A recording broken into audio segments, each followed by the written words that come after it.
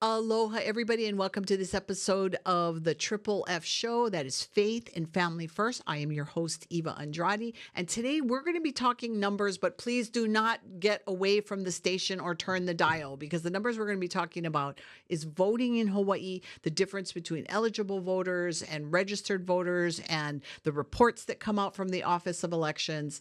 But we're also going to talk about why it's important that we who live here in the state of Hawaii, and if you don't live in Hawaii, if you live in another state, why it's important to know what's happening in your local Office of Elections. So let's chat about that.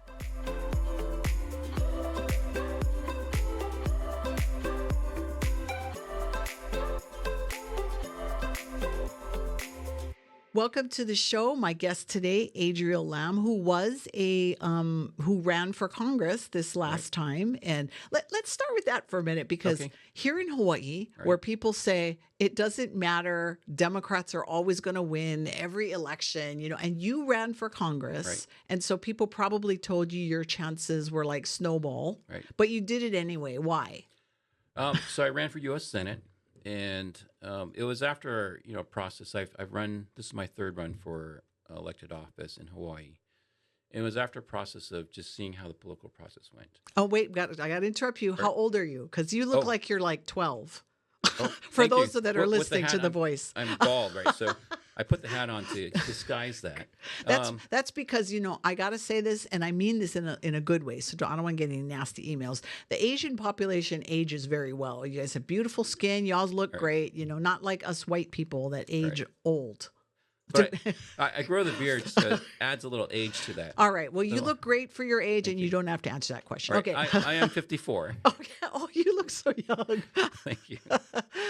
But I mean, you look just as well too. Well, thank you very much. Yeah. Great answer. I'll have you back on my show now. Right. Okay. So you decided to run for Congress, even though people probably thought you were crazy. Yeah. And, the first response was such and such has $4 million. And because I asked about it 2 years ago. And then 2 years later said, well, Macy Rona has $1 million. And that was kind of what bothered me about this whole process is, what does it matter how much money they have? It's how much support do they have?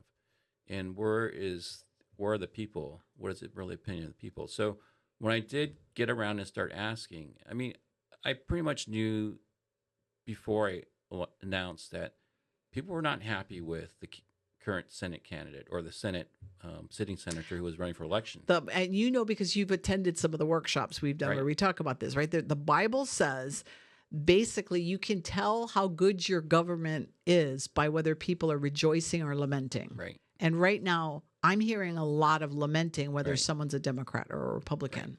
And I think running for U.S. Senate, my position was that the United States Senator is supposed to be the elder statesman, the one who's been involved with politics for a while. Like Daniel Akaka and Daniel Inouye, yes. They're supposed to be the look lead, like that, right? Right?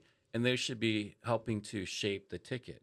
And I was looking around, I was like, who's standing up to do that? I heard about someone else who was running, but there was no announcement. There was no, I was asking around from other, senior people that were like, no, not this time. I don't have that money.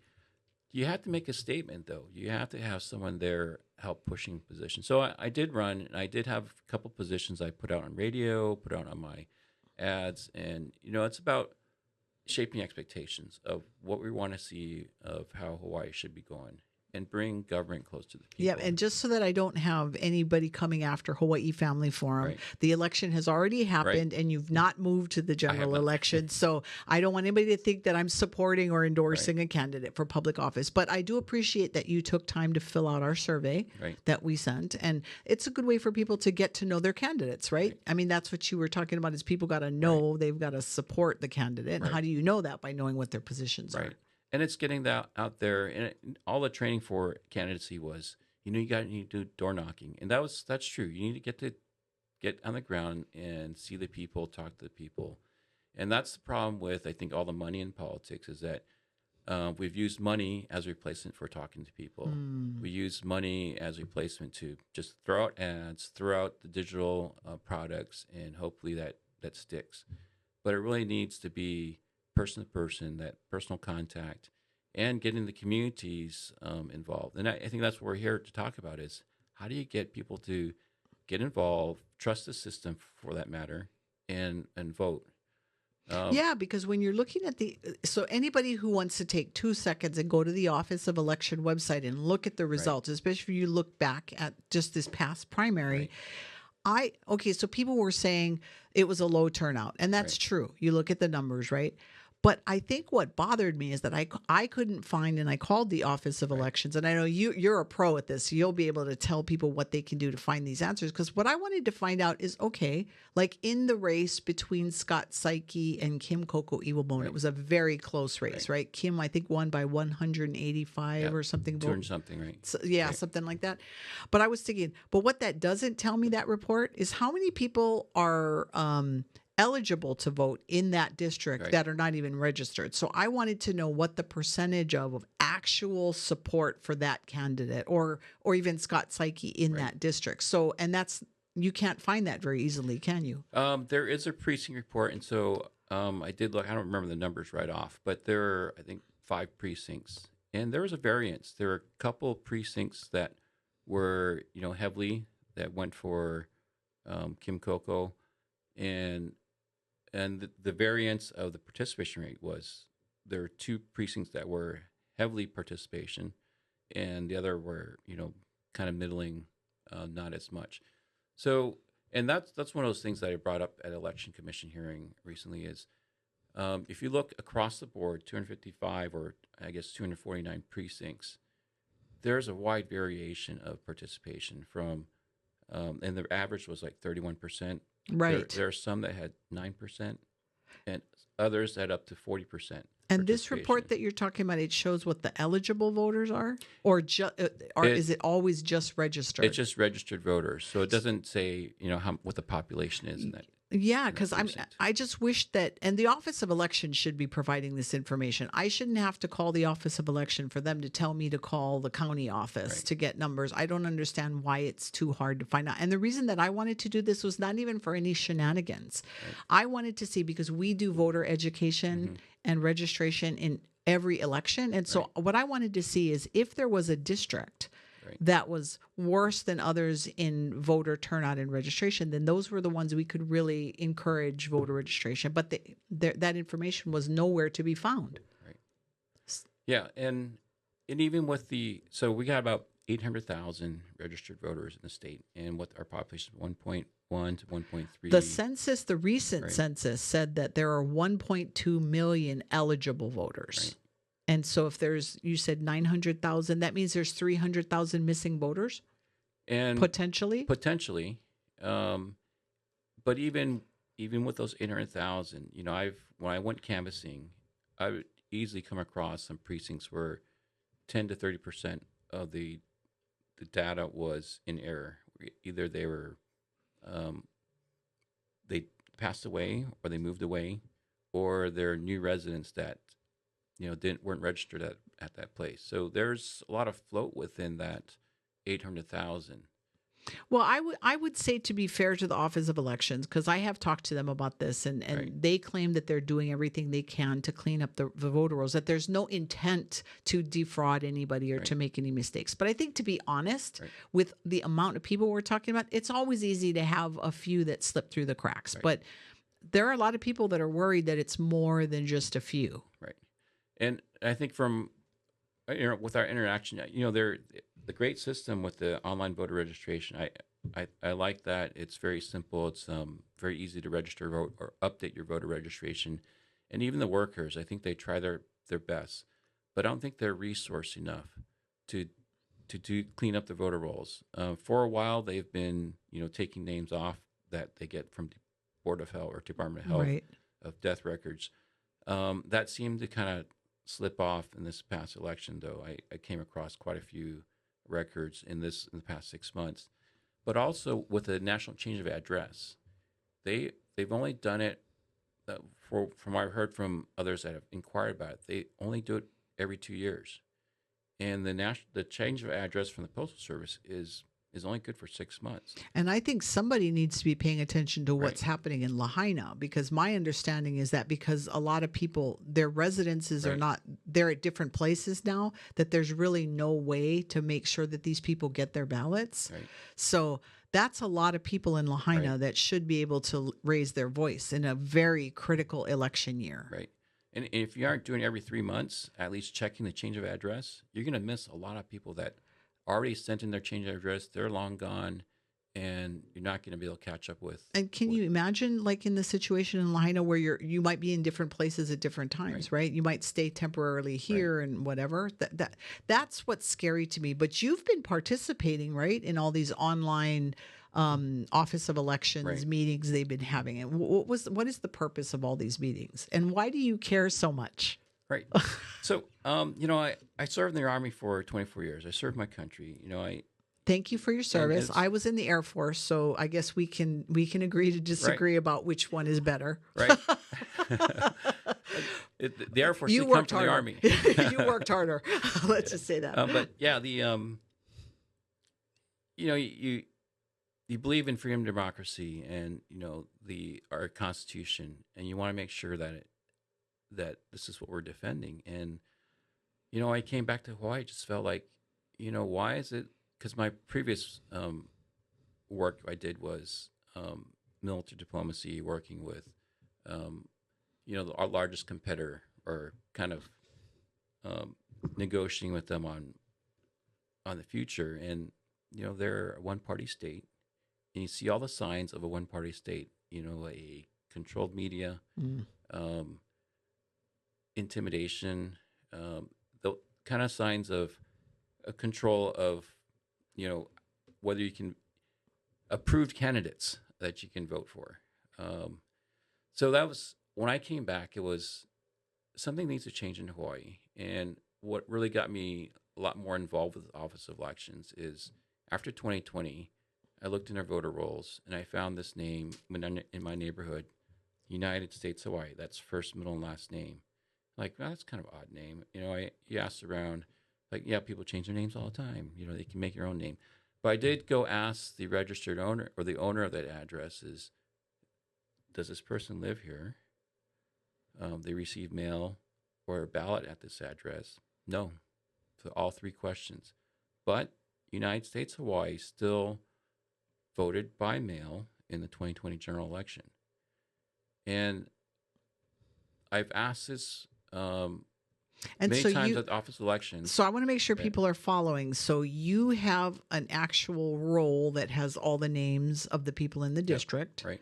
So you're looking at an official document with an official name and an official address. Right. You, as the candidate in that district, got to this location from the information provided by the government, so the Office of Elections, and you talked to the owner of that resident. Right.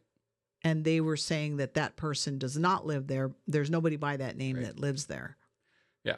I wasn't in Canada then in 2020. Oh. But I did, talk because I was a volunteer. But anybody can get this information. It's public, right? It's a public information. It's an official document, like you said. And it's recorded officially that United States Hawaii voted by mail in a 2020 general election. Now, she did talk about a previous resident, not that same name, who had moved out prior to the voter registration being updated to that residence. But when I asked the Office of Elections about it, their initial answer is, people change their names all the time. And what I do get from them is that they looked at the data record and said, it could have been a name change. It could have been. Not it was a name change. But I thought you're supposed to verify that. Right. I mean, when I got my name change, I had to go through the lieutenant governor's office. I had to provide paperwork. Right. So we weren't providing any kind of paperwork like that or any justification like that. And the biggest question we asked is, so what was on the ballot envelope? Was it United States Hawaii and whose signature was on there? Or was it the old name? And that information is destroyed, right? They don't keep that information. The record of the sliding the actual vote through the machine is there, but the outer envelopes are all destroyed, right? I understand that they do keep the envelopes. Oh, do they? But how would they know what was in that envelope? Right. So Yeah. what was in the envelope, they don't know, Yeah. and we don't know Right. And how that nobody person would know. voted Right. either. Right. It's already separated, and But privacy of the so vote. you're not necessarily questioning the vote itself. You're Right. questioning whether that person exists, Right. which would, I guess, it would ultimately question whether the vote is valid. It questions the validity of how do they check if it's a valid person, because every 800,000 ballots, right, out there, and only 500,000 are being used in 2020, and the 300,000 extra ballots are floating around. What happened to those? And was this one of those that kind of didn't go to the actual person but still came back into the system? Or was it even in the system? And that would be scary, because I've been assured when I've talked and asked directly that they are very picky about the signature, Right. that the signature has to match what they Right. have on file. And if it doesn't, they will that ballot will not count. Yeah, and that's part of the testimony at the previous some elections commission meetings, is that in Kauai, we had an observer in Kauai who said, yeah, there was like 10% that it was just passing through, that it didn't match, and they're still passing it through. And here in Honolulu, though, we've had people who've observed, who've asked to look at the signature verification process, and every single time is they've been able to look at it afterwards or beforehand, but not during the signature verification process. They could see something on screen, but they were able to be in the room and observe the process. So even that, when we talk about opaqueness, we expect transparency in our election, and to be able to trust what we have. Yeah, I agree, because because I've been watching these numbers since I was hired, and we did our first voter guide with the Catholic Conference back in 1990. I think 1996 might have been our first voter guide. So we've been doing it a long time, where we've been tracking the numbers, and it bothers me strongly, because I don't know. I have to believe the census, because that's the only place that tells me where the eligible voters are. But then I hear that across the nation, a lot of people are even questioning the census numbers. Right. So if I have numbers in front of me from the Office of Elections, and I've got the census, and all I'm trying to do is, I want people to, I don't like Right. that Hawaii is on the bottom of the list at voter registration and turnout. So I want to help. Right. And I feel like that I'm thwarted every time I want to provide the information so that I can give the proper information. Right.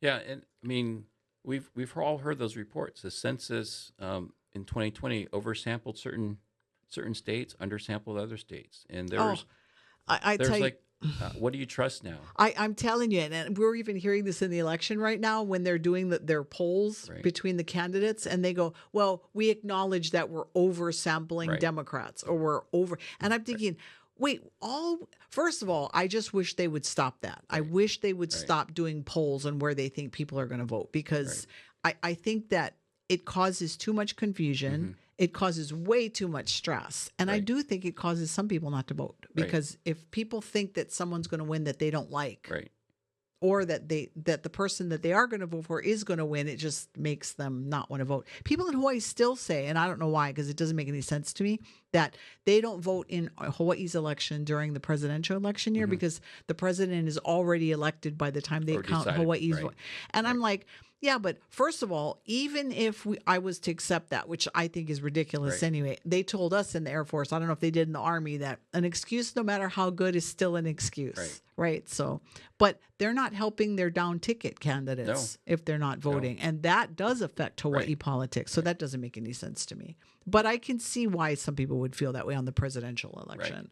Well, even in presidential election, we have 4 electoral votes. And if it's close, I mean, 4 electoral votes will make a difference. Right.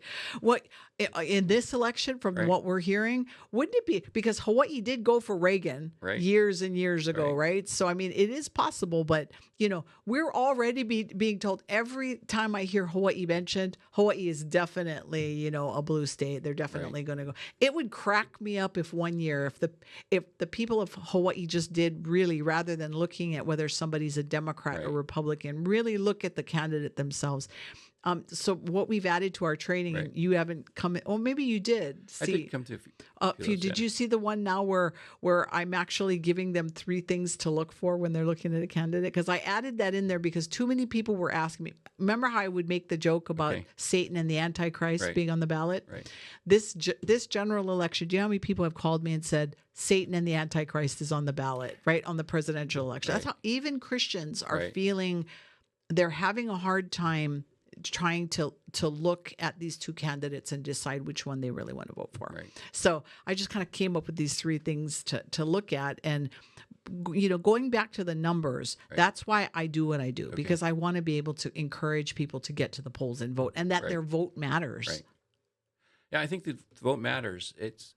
But people need to speak up and come out. And I think that's, there's prevailing narrative that we are a blue state.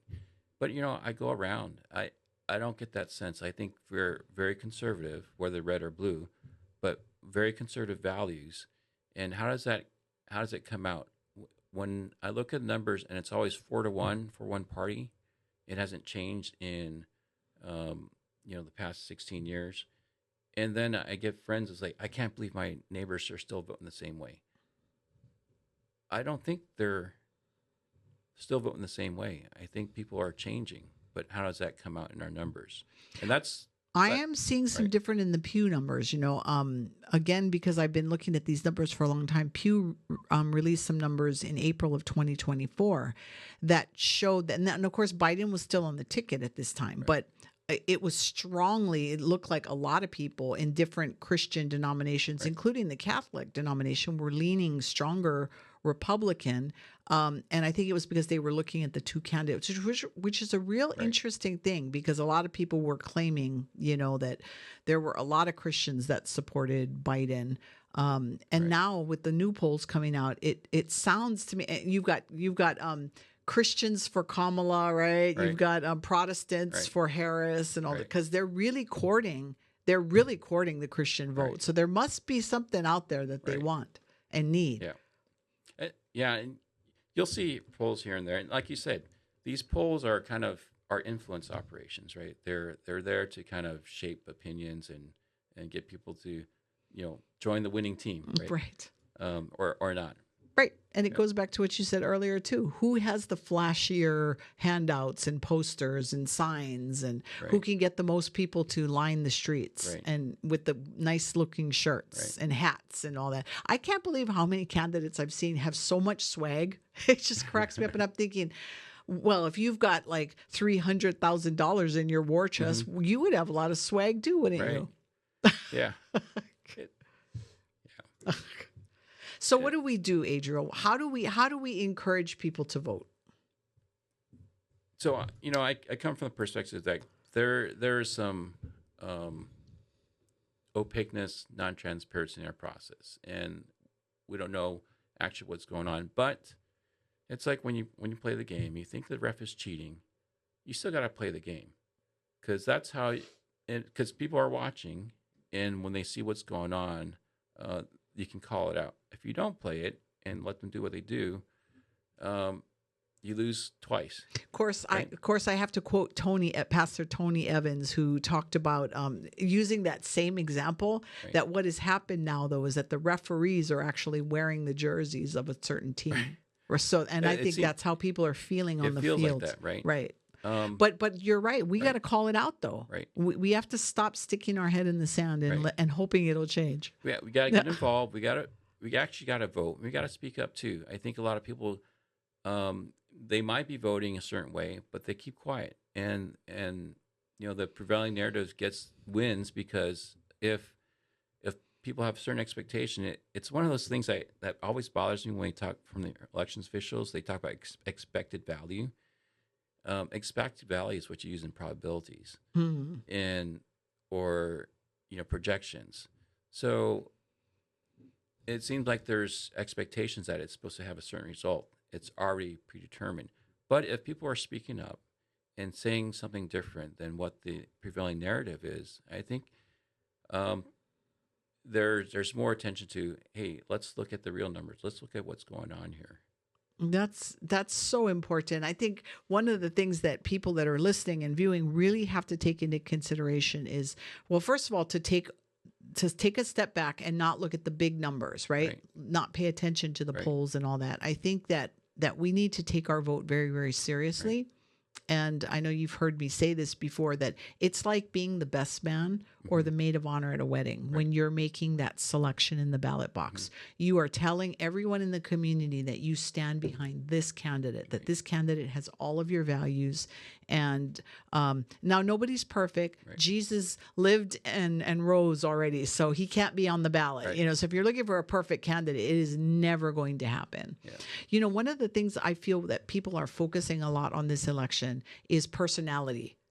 They're not looking at policy, which I was telling you, I had these three things. So I tell people that when they're looking at a candidate trying to make that decision, to look at three things: principles, policy, and plan. Right. And principles, I tell them, is the true north. That's Right. how do they come to their decision making, because everybody's got a foundation from which they start trying to make their decisions.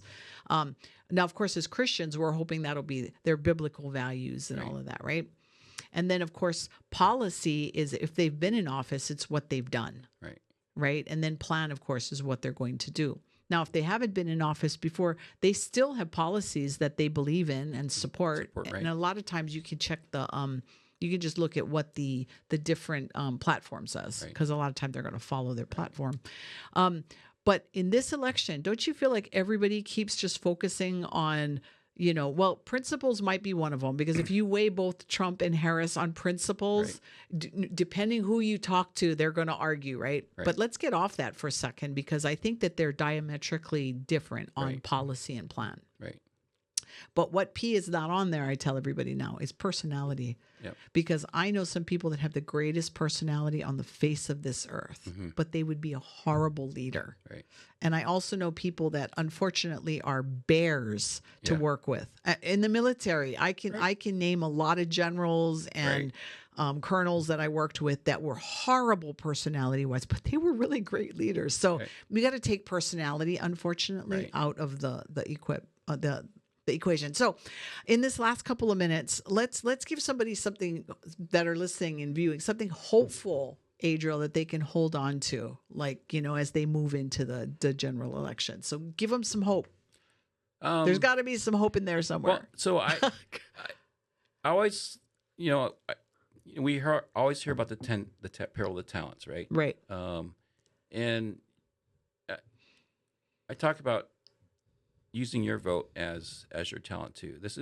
We are given a great gift in this time as under the Constitution to govern ourselves, and this is our responsibility as citizens. God has given us this great gift, and do we take this talent that we have and bury it? Like some people say, "Oh, it doesn't make a difference," or do we invest in it, do the research, make a decision on it, and let God deal with the results? What you mean, not take your ballot and throw it in the rubbish can and ignore it? That big, what is it? It's sort of green or whatever, that big color. Yeah. Yeah. It's trusting God that I will, with the conscience that he's given me, to make a good decision and let him deal with the results. Because I think God is greater than anything that we do, but he needs us to actually do the legwork. Okay, and that's a really good place to kind of start ending this, because Hawaii Family Forum has put out a voter guide that we understand that a lot of candidates don't fill out. But if you go to our website at hawaiifamilyforum.org and you pull down the PDF version, we've made the links to the campaign websites active so that you can get to know the candidates, so that you can invest your vote in a good way. If they've been in office, you got to know how they voted on issues. And although we can't provide every vote on every issue, if we've tracked it during the legislative session, we've provided the last couple of years their voting record. So it's not a scorecard. We're not weighing them on their vote. We're just letting people know this is how they voted. And I think that's a good way to start thinking outside of the principles into the policy and plan. And the other thing I really encourage everybody is to check the campaign spending reports to see who's giving your candidate money. because your principles, that's going to tell you kind of what they're going to be pushing for, right? So if you're seeing, for instance, Planned Parenthood is a big, supporter of this candidate, guess what issues they're probably going to be tracking? And I mean, there's many. I'm throwing that out as an example, but so that goes to your point of the work. We got to do some of the work before we make the choice, right? Yeah. What else? I know. Come on, Adriel. I know you've got something burning. It's like the kingdom of God is within you. That's what Jesus said, and I think you want to. We as Christians, I mean, if we as a nation have Christ in our hearts and reigning in our hearts, we make decisions that are right. And it's like, I don't know if we can. This is one of my, if I can say this, is one of my acronyms for when I was running was, let's aloha Maisie, and it's, it's people thought it was, hey, say goodbye to the other candidate. But you know what?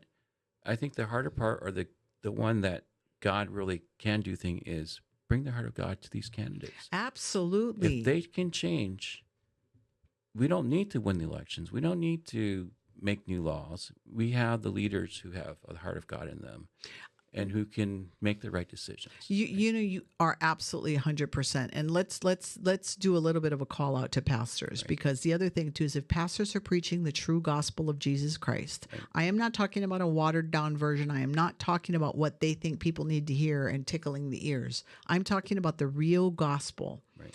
You don't need to mention candidates' names because your people are getting the real gospel, and they're going to be able to start seeing these things. Part of the problem is that there's a lot of pastors that are afraid to preach the gospel because they don't want to get into trouble.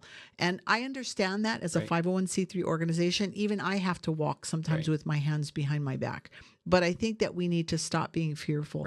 But going back to your point about Maisie, we need to bring love and aloha and respect and compassion to everybody we touch, even if we don't agree with them. That's right. And it means staying connected to them. If they get elected and you didn't vote for them, build relationship with them anyway. It means praying for them and praying for their heart, praying for their own decisions and how they come to that, and just feeding them the word of God. Give it to them so that they can see the truth that comes out in what they do. And that's important, because if you're building that relationship we talked about, that can happen.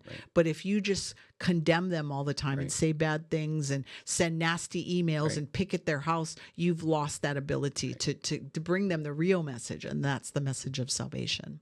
So, well, thank you for spending your time with us today, Adriel. Thank you for inviting me. I was glad to talk to someone who has a fellow interest in numbers, because I'm kind of OD on numbers and it drives people crazy. I like our producer, director, camera woman behind there that, she gives me looks sometimes. I have to make sure that I get a good look and a smile, and she's smiling right now. So for those of you that have spent time with us today, we really appreciate that. Make sure that you like this video, share, subscribe, hit that notification button so that you know every time we upload a new video. And stay tuned, because what's going to be coming up in the next couple of weeks, we're going to be talking about the constitutional amendments, so that you're going to know what the questions mean and what your vote means. We're going to be talking to people who have experienced some powerful things. We've got Augie T coming up to talk about the charter amendments here in Oahu. So stay tuned, subscribe, comment, and we will see all of you next week. Mahalo, everybody.